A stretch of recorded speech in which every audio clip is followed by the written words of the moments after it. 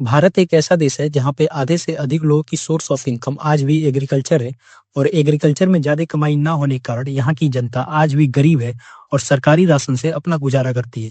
इनके पास इतने पैसे नहीं है कि ये कोई बिजनेस कर सके और ऐसे लोगों के पास सिर्फ एक ही रास्ता बचता है गरीबी से बाहर निकलने का, और वो है शिक्षा और रोजगार। यहाँ पे एंट्रेंस एग्जाम केवल एक एकेडमिक एवेल्युएशन नहीं है, बल्कि एक सोशियो इकोनॉमिक मोबिलिटी है और गरीबी से बाहर निकलने का एकमात्र रास्ता माना जाता है। और ऐसे में बार बार एग्जाम्स के पेपर लीक होने की वजह से अब एक ऐसा आंदोलन खड़ा हो गया है जो एजुकेशन मिनिस्टर धर्मेंद्र प्रधान का इस्तीफा मांग रहा है और एजुकेशन में रिफॉर्म्स की बात कर। सबसे पहले हम भारत में हुए पेपर लीक के इतिहास को समझते हैं। देश में सरकार तो बदलती गई, पर एक प्रॉब्लम जो कभी सॉल्व नहीं हुई वो है पेपर लीक। 2005 से 2026 के बीच में भारत के 21 स्टेट्स में 220 पेपर या तो लीक हुए हैं या फिर एग्जाम फेयर तरीके से नहीं हुआ है।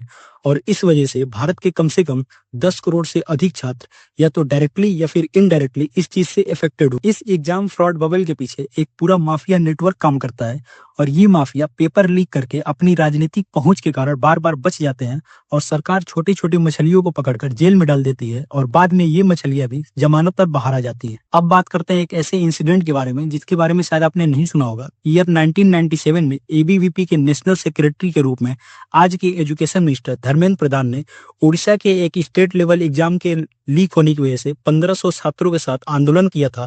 और इस आंदोलन में उस वक्त की उड़ीसा सरकार ने लाठीचार्ज करवाया था, जिसमें धर्मेंद्र प्रधान को भी काफी चोटें आई थी। आज लगभग 3 डिकेड्स बाद वही धर्मेंद्र प्रधान एजुकेशन मिनिस्टर हैं और आज का युवा पेपर लीक के खिलाफ प्रोटेस्ट कर रहा है और प्रधान जी ने उन पर लाठीचार्ज करवा दिया। What a irony. NEET UG exam 2026 में लगभग 23 लाख स्टूडेंट ने रजिस्ट्रेशन कराया था।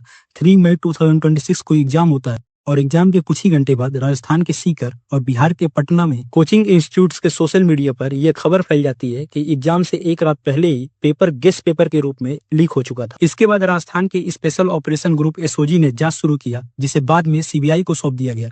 जांच में एक बहुत बड़े रैकेट का खुलासा हुआ जो राजस्थान, महाराष्ट्र और अन्य स्टेट्स में फैला हुआ था। 12 मई 2026 को एनटीए और इंडियन गवर्नमेंट ने नीट एग्जाम को कैंसिल कर दिया और फिर 15 मई 2026 को एनटीए ने अनाउंस किया कि अब दोबारा से 21 जून को नीट एग्जाम होगा। एग्जाम कैंसिल होने की वजह से बहुत सारे स्टूडेंट्स के ऊपर एक मेंटल प्रेशर आ गया। कई सालों की मेहनत, कोचिंग इंस्टीट्यूट्स की हाई फीस और पेरेंट्स द्वारा लिया गया कर्ज, और फिर उसी मेंटल प्रेशर के गुजरने के डर से कई सारे छात्रों ने अपने जीवन को खत्म कर लिया। इतना सब चल ही रहा था, तभी सुप्रीम कोर्ट के सीजेआई ने कोर्ट रूम में हो रहे सुनवाई के दौरान ये बोल दिया कि समाज में ऐसे पैरासाइट्स हैं जो सिस्टम पर अटैक करते हैं, ऐसे कॉकरोच जैसे युवा हैं जिन्हें रोजगार नहीं मिलता।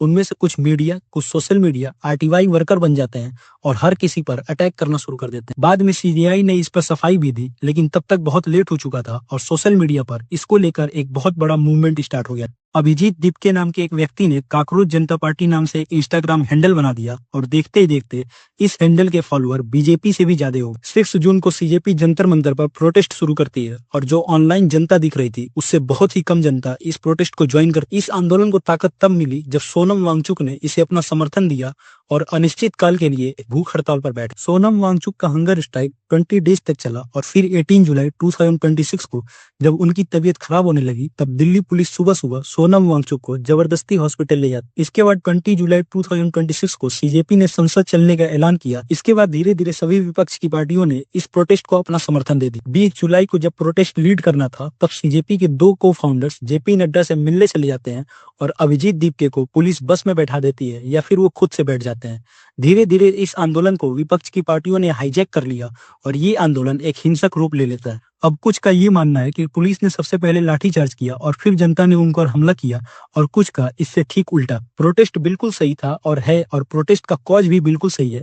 एजुकेशन मिनिस्टर धर्मेंद्र प्रधान को इस्तीफा देना चाहिए और गवर्नमेंट को जनता के प्रति अकाउंटेबल होना चाहिए। मेरा ये मानना है कि छात्रों के मुद्दे पर छात्रों को ही प्रोटेस्ट करना चाहिए और इस प्रोटेस्ट को टीचर्स को लीड करना चाहिए। नहीं तो अगर इसमें पॉलिटिकल पार्टीज इन्वॉल्व होंगी तो ये प्रोटेस्ट बिना हिंसा के हो ही नहीं सकता, क्योंकि पॉलिटिकल पार्टीज को सोशल मीडिया इंगेजमेंट चाहिए और ये इंगेजमेंट उनको पीसफुल प्रोटेस्ट से नहीं मिले। ये पॉलिटिकल पार्टीज के वर्कर गलती करते हैं जिससे आंदोलन उग्र होता है और इसका खामियाजा छात्रों को भुगतना पड़ता है।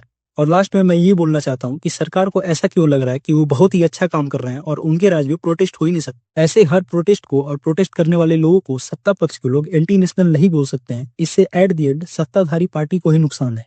अभी भी सरकार अपने गलतियों पर विचार नहीं कर रही है और ना ही अपने नकारे मंत्री का इस्तीफा ले रही है।